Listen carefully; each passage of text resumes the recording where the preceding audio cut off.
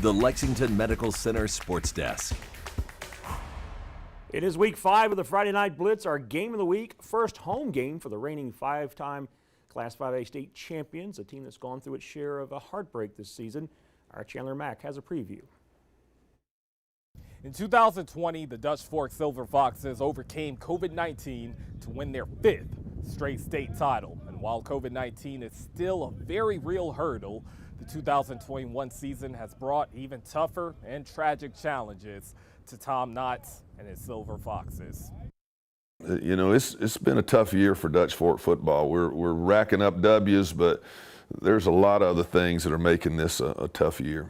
Since 2010, Tom Knotts has been the driving force behind the Silver Fox dynasty. His 100 miles an hour spirit is matched only by his drive to be the best. It's a mindset that has helped the Silver Foxes become the best football team in the state, winning 6 state titles in the last 8 seasons. The Foxes looked prime to win yet another state ship after a dominant 70-8 Week 1 win against Renton. But the following week, tragedy struck when senior offensive lineman Jack Al-Khatib passed away. I don't know anybody that's ever said a harsh word about Jack. Just teachers liked him, kids liked him, just a big old teddy bear. Just a tragic event, and tragic for all of us to witness, tragic for the family. This one's going to affect people for a long, long time. And the loss of Jack would soon have a deeper and scarier impact on Coach Knotts. 1 week after his passing, Coach spent several days in the hospital as he suffered from an irregular heartbeat brought on by pneumonia and COVID-19. Just like I tell my players, though, I'm going to suck it up, and I'm going to try to eat right and get plenty of sleep and do the things I'm supposed to do to live I got a family. I'm going to live a long, healthy life, and I'll probably reevaluate some things after the season. But right now, the season's ahead of everything else.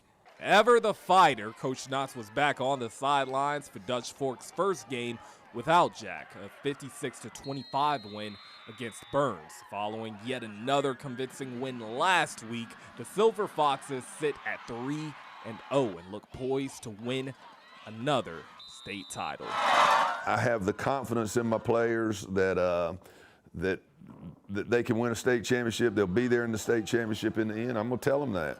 To me, this is an effort business. It's not a, you want to be a win, but man, if these guys are playing as hard as they can play, I don't have any real complaints. Tonight, the Silver Foxes will look to increase their unprecedented 53-game winning streak to 54 straight when they host Spartanburg at 7:30. We'll, of course, have the highlights for you tonight on News 19 at 11. Reporting at Dutch Fork High School, Chandler Mack, News 19, WLTX. All right, Chandler, thank you. Hey, down in Charleston, it was Chris Middleton Day at Porter Gout, his alma mater. That's where he first came on the national radar before he signed with Texas A&M. Back in June, Chris helped the Milwaukee Bucks win their first NBA title in 50 years. And then in early August, he was on the U.S. Olympic team, which took gold in Tokyo. So on this day, Chris returned to Porter Gout with a special guest, the Larry O'Brien Trophy. Not every day a high school has that kind of hardware on its premises. And his former Cyclone gave the kids there a good look at what winning a world title looks like. To see, the whole school out there with the administration and all of them in those T-shirts. I said I got to get some myself, but it was definitely pretty cool.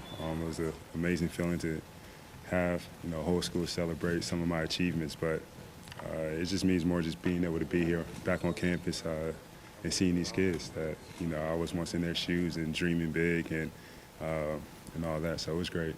And hereafter on September. Yeah, big day down in Porter Gout.